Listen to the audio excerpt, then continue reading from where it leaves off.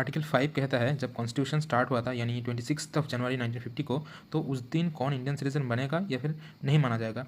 Simple words में अगर कहे तो जो इंडिया में बॉर्न हुआ है या फिर जिसका पेरेंट्स इंडिया में बॉर्न हुआ हो या फिर जो नॉर्मली कॉन्स्टिट्यूशन के पहले 5 साल इंडिया में रिसाइड किए हो, ठीक है, वो लोग कॉन्स्टिट्यूशन के साथ साथ ही वो लोग इंडियन सिटीजन के तहत माना जाएगा। तो बेसिकली जो आर्टिकल 5 है उसने डिसाइड किया कि इनिशियल सिटीजन्स कौन बनेंगे इंडिया के।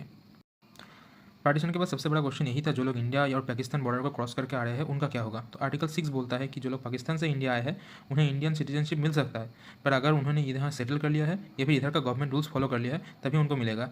पर आर्टिकल 7 थोड़ा स्ट्रिक्ट है, वो बोलते हैं कि जो लोग इंडिया से पाकिस्तान चला गया अब फिर से वो लोग वापस आना चाहते हैं तो उनके लिए स्पेशल परमिशन लेना पड़ेगा। अब आर्टिकल 8 बोलता है कि अगर कोई इंडियन ओरिजिन का पर्सन इंडिया के बाहर यानी यूके हो सकता है, यूएसए, अफ्रीका में रह रहा है या फिर उसका पेरेंट्स या फिर ग्रैंड पेरेंट्स अगर इंडिया में बॉर्न हुआ है तो वो भी इंडियन सिटीजनशिप ले सकता है, पर अगर उसको पहले इंडियन गवर्नमेंट की जो एम्बेसी है उस पर रजिस्टर करना होगा।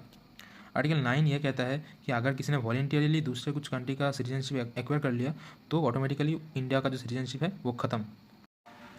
आर्टिकल 10 कहता है once you are an Indian citizen तुम्हारे राइट्स कंटिन्यू रहेगा जब तक लॉ के थ्रू कैंसिल ना किया जाए, ठीक है। और आर्टिकल 11 यही कहता है कि एक स्ट्रॉन्ग पावर देता है ये पार्लियामेंट को, वो डिसाइड कर सकते हैं कि कैसे सिटीजनशिप दी जाएगी, कैसे कैंसिल होगी, कैसे रेगुलेट की जाएगी, ये सब कुछ पार्लियामेंट कंट्रोल करता है।